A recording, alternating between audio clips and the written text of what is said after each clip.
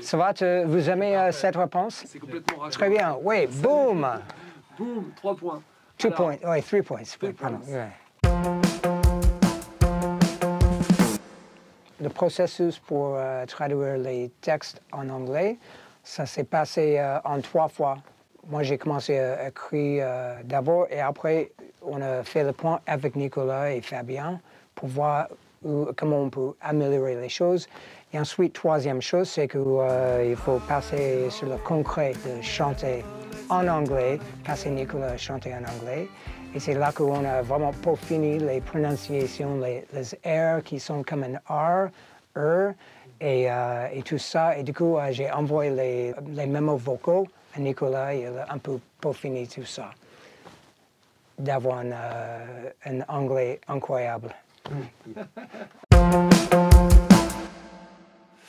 Ouais, donc comme on travaillait sur Ville Sauvage avec Jeff Allam, qui est américain, qui est un bassiste américain, on s'en est parlé, on s'est dit, est-ce que tu pourrais retravailler les textes de Casagrande, mais en anglais, donc pas forcément traduction littérale, mais un travail collectif qu'on a fait avec lui pour faire en sorte que ça soit traduit, mais que ça soit un vrai nouveau texte, quoi. Pas une traduction mot à mot de ce qu'on a fait en français.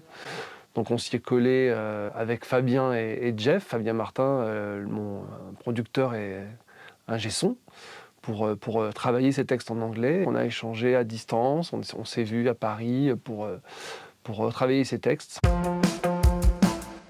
Pour Ville Sauvage, il y a, c'est vrai, une écriture qui est travaillée. Il y a beaucoup de travail sur les rimes, le rythme. Moi, comme je dis souvent, je suis quand même plus attaché à la musique des mots qu'au sens des mots. J'ai pas toujours envie de faire quelque chose qui a forcément un sens, qui délivre un message, parce que finalement, les mots, c'est de la musique. Moi, très souvent, je fais ma musique, et après, les mots viennent. Donc, le défi, après, c'est effectivement comment ça se passe en anglais. Au départ, Jeff, il a fait un travail très structuré, très rationnel et de traduction presque littérale.